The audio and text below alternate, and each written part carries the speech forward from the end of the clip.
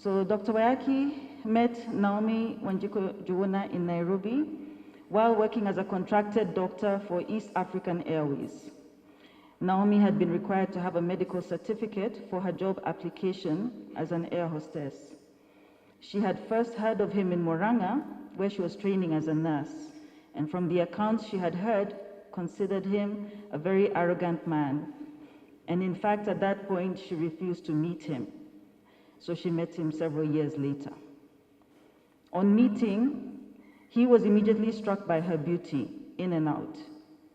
Over time, he proposed and they were married on 12th April 1963. Their wedding day was marked by drama, as he first presented her to his constituents by making her stand on a table while still in her wedding gown, to demonstrate that he was now a mature member of society.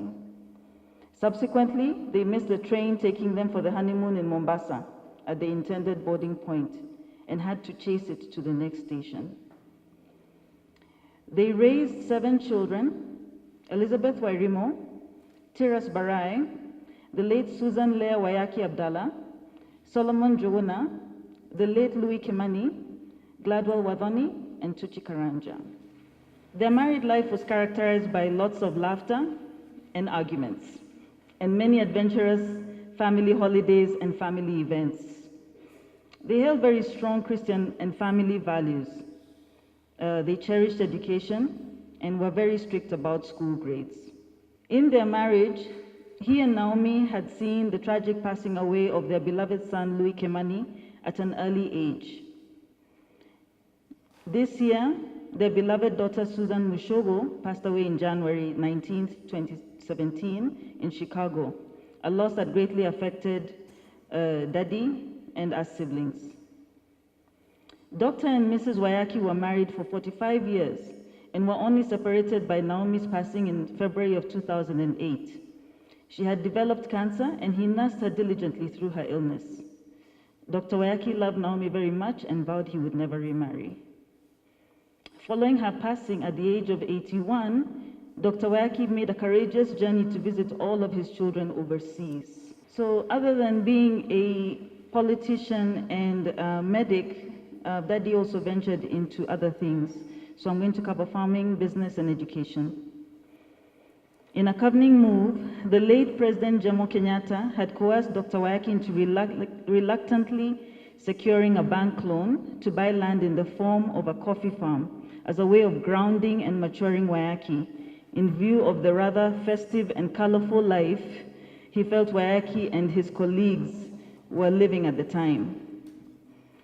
Waiyaki farmed coffee with his late wife for many years before transforming and diverting his interest into real estate in 2005. He developed Roseland Heights and Roseland Garden estates in Nyeri. He was in the process of his 3rd mixed-use development at his passing.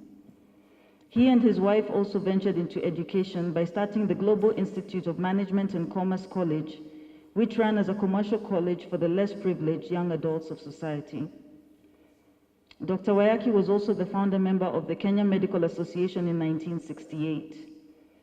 From its original mandate of securing the welfare of doctors and safeguarding of professionalism and quality of healthcare, the association expanded into a high-profile player in national development and health. In keeping with his enduring interest in mental health issues, he founded a special training center in Mathare constituency, which was very dear to his heart, for the special needs children, and was the founder patron of the Treeside School for the mentally challenged in Nairobi. He was a founder member of the Global Board of the International Center for Insect Physiology and Ecology, ICIPE, and served on the coordinating committee of the African American Institute for many years. The church was very close to Daddy's heart. When he appealed to the Dean of the Faculty of Medicine at St. Andrews to grant him admission, Munyua was basing his claim on a relationship his family had had with the Presbyterian Church that reached back into the 1890s. When missionaries from the Church of Scotland arrived in Kikuyu land, Munyua, son of Waiyaki Wahinga, gave them land from his holdings to build the Kikuyu Mission Hospital, the Church of the Torch, Kikuyu, where we are now, and Mambere School. As time went on, the church became less reliant on missionaries, and in 1926, the first African pastors were ordained, among them being Reverend Getau Musa and Reverend Benjamin Gidiea, a grandfather of Dr. Waiyaki. In 1943, the PCA was constituted as an indigenous church. Dr. Waiyaki always maintained a strong affiliation to the PCA. Though he donated the plot on which the Loresho PCA church in Gashie now stands, he remained keen on his original Keumo church, where he attended most Sunday services.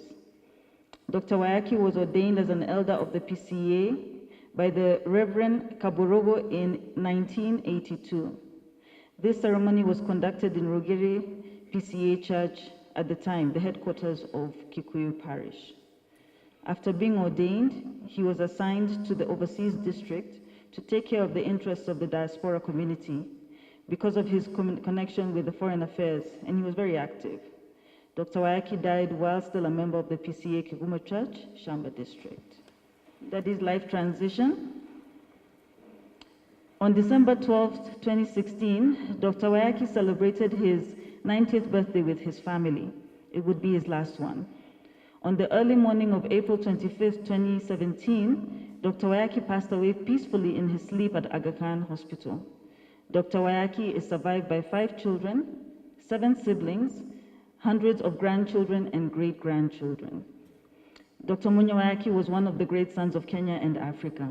May God, Almighty God bless him and rest his soul in eternal peace.